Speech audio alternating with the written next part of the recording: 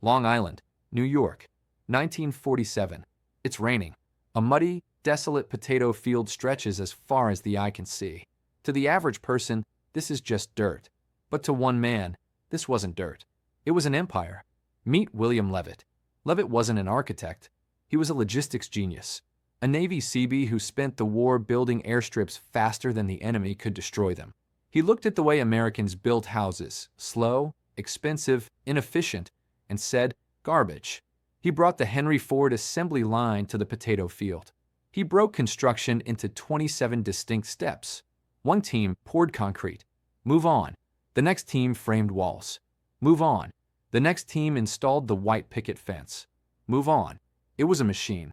At his peak, William Levitt was finishing a new house every 16 minutes. He called it Levittown. The product wasn't just a house. It was an ideology. He famously told the government, "No man who owns his own house and lot can be a communist. He has too much to do." Think about that. He sold debt as a cure for radicalism. If you're busy mowing the lawn and paying the mortgage, you're too tired to start a revolution. You're anchored. But here's the part of the story they don't tell you in history class. The man who invented the American dream, the man who convinced an entire generation that real estate was the ultimate path to wealth, he died broke. That's right. William Levitt lost it all. His company went bankrupt. He was accused of looting his own charitable foundation. When he died in a hospital in Manhasset in 1994, he couldn't even afford the dream he sold to millions of you. So, here's the question you need to ask yourself. If the guy who invented the game couldn't win it, what makes you think you can? But wait, you scream. Renting is throwing money away. My landlord is a parasite. Stop. We have to clear up a linguistic trick banks have played on you. When you buy a house with a mortgage, you have not bought a house. You have rented money. Money is a product. The bank is the store. You are the customer. When you ask for $500,000 to buy a home, they are leasing you that purchasing power. They rent, you pay for that cash is called interest. People say, why pay your landlord's mortgage? But let's look at the math in 2026. If you rent an apartment for $3,000 a month, that money is gone. It purchased shelter for 30 days. If you buy a house with a $500,000 mortgage at 7% interest, your monthly interest payment is roughly $2,900. That $2,900? Gone. It purchased the use of the bank's money for 30 days. It builds zero equity. It is functionally identical to rent. You are just renting from a bank instead of a landlord. But it gets worse. Enter the amortization trap. Banks rig the math to ensure they get paid first. They front-load the interest. Let's look at a standard $500,000 loan at 7% over 30 years. Your first monthly payment is about $3,326. How much goes to your pocket, principal? For $110. How much goes to the bank, interest? $2,916. For every dollar you spend, 88 cents is thrown into the furnace. Only 12 cents is saved. Okay, you say, but it gets better over time. Does it? Let's fast forward 5 years. You have been a model citizen. You have sent the bank checks totaling $200,000. That is a Ferrari. After paying $200,000, how much have you paid off your loan? $100,000? $80,000? Try $33,000. You still owe $467,000. After 5 years, you barely scratched the paint. The bank pocketed $166,000 in pure profit. You took the risk. You fixed the boiler. You paid the taxes. The bank sat in a glass tower and collected the rent on their money. In 2026, the trap has a new mechanism. It's called the lock-in effect. This is why the housing market feels frozen. Imagine you bought in 2021. You got a 3% mortgage rate. Your payment on a $400,000 loan is $1,600 a month. You feel like a genius. But now life happens. You get a new job. You have twins. You need to move. You look at a slightly bigger house down the street. It costs the same amount, $400,000, but rates are now 6.5%. The payment on the new mortgage for the same price house is $2,500. You run the numbers. Moving to an identical house costs an extra $900 a month in pure interest. You can't move. You are trapped. You are wearing golden handcuffs. This has paralyzed the market. Nobody is selling because they can't afford to give up cheap debt. Nobody is buying because there is no inventory. The traditional ladder of buying a starter home and trading up is broken. If you are a homeowner today, you aren't the king of your castle. You are a prisoner of your interest rate. You live in a gilded cage locked by the Federal Reserve. This lock-in effect is reshaping the economy, and most people don't realize they're trapped until they try to sell. If you want to stay ahead of these market shifts and know when the ice might break, hit that subscribe button right now. We track the numbers banks don't want you to see. Don't be the last to know. Subscribe. Okay, you say? I'll just sell anyway. I have equity. Do you? Or is that equity about to be eaten by the friction factory? Real estate has the highest transaction costs of almost any asset class. It costs about 12% to 15% of the asset's value just to move. On a $500,000 house, that is $75,000 gone. Paperized. Where does it go? Commissions, transfer taxes, recording fees. But the biggest scam of all, title insurance. Lenders mandate title insurance. It supposedly protects you if someone claims they own your land from 1890. It sounds necessary, but let's look at the loss ratio, money paid out in claims versus premiums collected. For car insurance, the loss ratio is usually 70% to 80%. For every dollar you pay Geico, they pay out 70 cents to fix crashed cars. For title insurance, the loss ratio is 3% to 5%. Read that again. For every $100 you pay, they keep $95 as pure profit. Why? Because with digital records, the risk of a title dispute is practically zero. It is a risk elimination product, not a risk assumption product. Yet, in states like Texas or Florida, rates are often set by the government. You are forced to pay thousands for this insurance to close the deal. It is a regulatory moat. It is a tax paid to a private company for a service that provides almost no value. So what happens when the musical chairs stop? When families can't sell due to the lock-in effect and new families can't buy. Enter Wall Street. Again, in 2008, firms like Blackstone bought the foreclosures. They bought your misery. But today, there are no foreclosures. Nobody is selling. So, the big money pivoted. Their strategy for 2026? Build to rent, BTR. If they can't buy the homes, they will build them. Drive through Phoenix, Atlanta, or Dallas. You will see entire neighborhoods, hundreds of homes, that look like the American dream. Picket fences, 2-car garages, but you cannot buy them. You can never buy them. They are owned by a hedge fund. And because they own the whole community, they don't just charge rent. They charge fees. They have Ryanairized your home. You want a key to your front door? That's a smart home fee, $1.40 a month. Mandatory. You want clean air? That's an air filter delivery fee, $1.15 a month. Mandatory. You have a dog?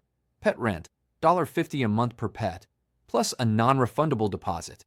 They are turning housing into subscription living. They are financializing the air you breathe. In 2024 alone, over 130,000 of these build-to-rent homes were delivered. It's the fastest growing sector in real estate. Why? Because a subscription model is better for their stock price than a one-time sale. They don't want you to have equity. They want a monthly recurring revenue stream attached to your existence. They want you to be a subscriber to Shelter. We're seeing these fees pop up everywhere. Are you renting right now? Have you seen a smart home fee or a mandatory valet trash fee on your lease? Leave a comment below. We want to build a list of the most ridiculous junk fees landlords are charging. Let us know what you're paying. But the price went up, you shout. My grandpa bought his house for $20,000 in 1970, and now it's worth $400,000. He's a genius. Is he? Or is the dollar just garbage? Welcome to the money illusion. We confuse price with value. If a loaf of bread goes from 10 cents to $5, the bread didn't get 50 times more delicious. The money just got 50 times weaker. Let's price housing in gold. 1970, the median house cost $23,000. Gold was $36 an ounce. To buy a house, you needed 640 ounces of gold. 1980, inflation goes crazy. The median house is $64,000. Gold peaks at $600 plus. To buy a house, you only needed 100 ounces of gold. Today, the median house is a staggering $420,000. You feel priced out, but gold is over $2,400 an ounce. Do the math. $420,000 divided by $2,400 is roughly 175 ounces of gold. Do you see it? In 1970, a house cost 600 ounces. Today it costs less than 200. In terms of real money, housing has actually gotten cheaper. Your grandpa didn't make a profit.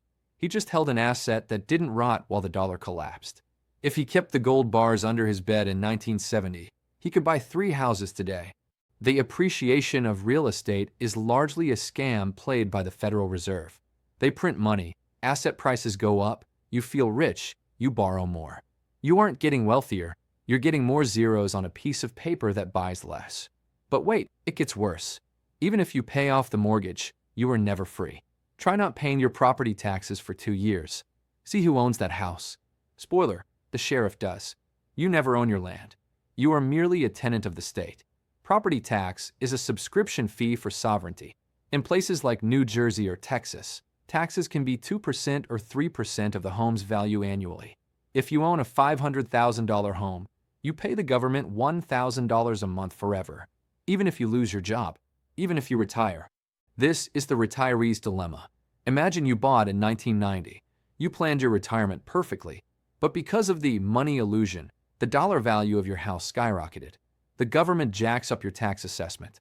Your tax bill goes from $2,000 a year to $15,000. You are 80. You are on a fixed pension. You can't pay. The appreciation forces you out. The government effectively evicts you because your asset became too valuable on paper. Is that the American dream? Or is that a shakedown? So never buy? No, just do the math. Real estate agents, who make 6% commission whether you win or lose, say rent is 100% interest. But owning has unrecoverable costs too. Money that burns up. We call this the 5% rule. Multiply the home value by 5% to find the real cost. 1. Property tax, 1%. Gone. 2. Maintenance, 1% per year. Roofs, boilers, termites. Gone. 3. Cost of capital, 3%. This is the interest you pay the bank, or the money you would have made if you invested your cash in the stock market instead of burying it in drywall.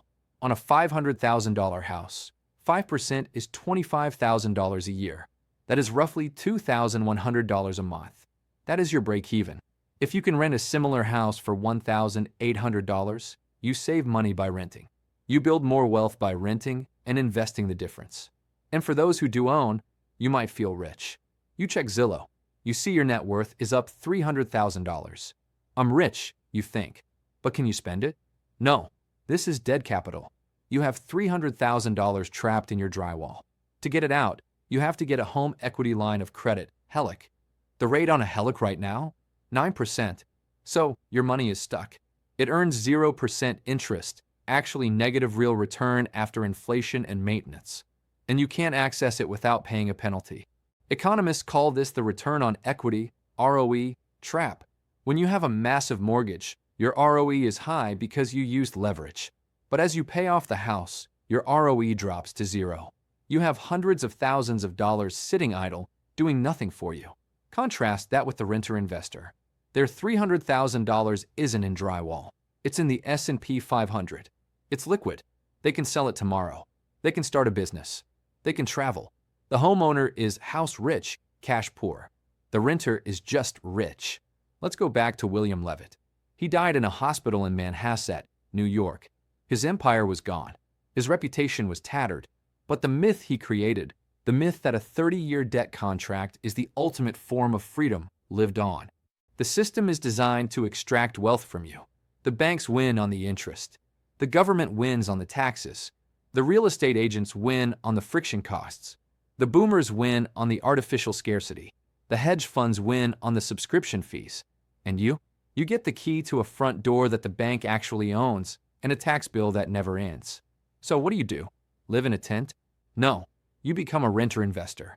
You detach your ego from your address. You run the math.